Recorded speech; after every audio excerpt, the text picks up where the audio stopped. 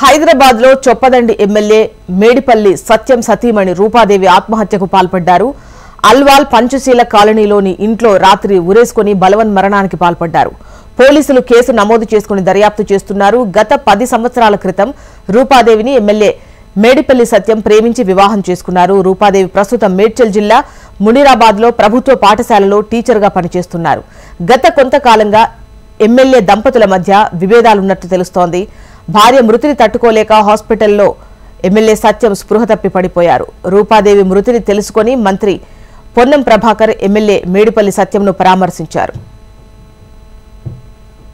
ఇక దీనికి సంబంధించి మరిన్ని వివరాలు గోపాలకృష్ణ మనకు అందిస్తారు. గోపాలకృష్ణ,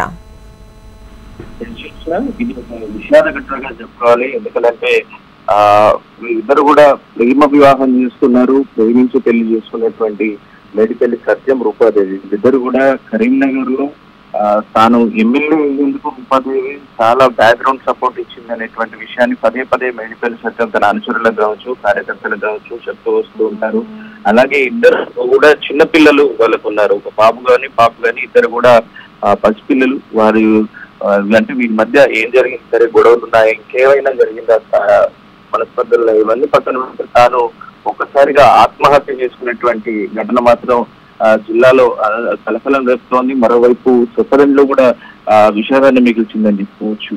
ఇక అలాగే నిన్న కరీంనగర్ లోని చొప్పదండిలోనే ఉన్నటువంటి మేడిపల్లి సత్యంకు ఒక్కసారిగా ఈ వార్త తెలిసిన తర్వాత ఆయన పుట్టిన వెంటనే తన సొంత కారులో ఆయనే కార్ డ్రైవ్ చేసుకుంటూ ఆందోళనగా కరీంనగర్ నుంచి బయలుదేరినట్టుగా తెలుస్తుంది. నిన్న బయలుదేరినటువంటి సందర్భంలో ఆయనకి అంటే గన్మెన్ కానీ డ్రైవర్ కానీ తీసుకున్న రాత్రి ఒక్కసారిగా ఆయన బయలుదేరినటువంటి సందర్భం. కానీ అప్పటికే విషయం తెలుసుకొని ఆయనకు సిద్దిపేట నుంచి ఎస్కార్ట్ కూడా ఇచ్చి పంపించారు. అంటే ఆయన భార్య ఆత్మహత్య విషయాన్ని తెలుసుకొని వెంటనే ప్రయాణమైనటువంటి ఆ సందర్భంలో కనీసం గన్మెన్ కానీ డ్రైవర్ కానీ తీసుకునే పరిస్థితుల్లో ఆయన ఆందోళనలో ఇక్కడి నుంచి బయలుదేరారు. వెళ్ళేసి తాను మరణించినట్టుగా ఆ విషయాన్ని కూడా సత్యంగా తెలిసినట్టు తెలుస్తుంది. అయితే అక్కడ ప్రేమించి పెళ్లి చేసుకుని ఎంతో సంతోషంగా ఉన్నారు అనేటువంటి విషయం అంతా ప్రపంచానికి తెలుసు. సో వాళ్ళిద్దరి ఇటీవలే తిరుపతి వెళ్తారు. ఇటీవలే పుణ్యక్షేత్రాలన్నీ కూడా పర్యటించారు. ఆయన ఎమ్మెల్యేగా గెలిచిన తర్వాత పుణ్యక్షేత్రాలను పర్యటిస్తూ ఇటీవల పుట్టినరోజు సందర్భంలో కూడా ఇద్దరు కలిసినటువంటి ఫోటోలు సోషల్ మీడియా వేదికగా కూడా షేర్ చేసుకున్నారు. పిల్లలతో సహా వారందరూ ఎమ్మెల్యేగా గెలిచిన తర్వాత చాలా పెద్ద ఎత్తున సంబరాలు కూడా చేస్తున్నటువంటి పరిస్థితి. అలాంటి సందర్భంలో చాలా రోజుల తర్వాత ఎమ్మెల్యే గెలిచాము, మొదటిసారి గెలిచిన 2 రోజుల కళ అంటూ వాళ్ళు సంబరాలు చేస్తున్నటువంటి సందర్భం.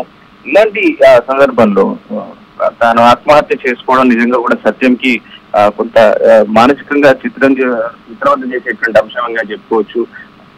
ఆత్మహత్య చేసుకున్న తర్వాత విషయాన్ని తెలుసుకున్నటువంటి తాను కరీంనగర్ నుంచి అయితే పుట్టని బయలుదేరి వెళ్ళారు. పూర్తిగా పొంగిపోయినటువంటి పరిస్థితి కనిపించింది. తన తోటి ప్రజాప్రతినిధులు కూడా ఈ విషయాన్ని తెలుసుకుని రాత్రే సత్యం దగ్గరికి బయలుదేరారు.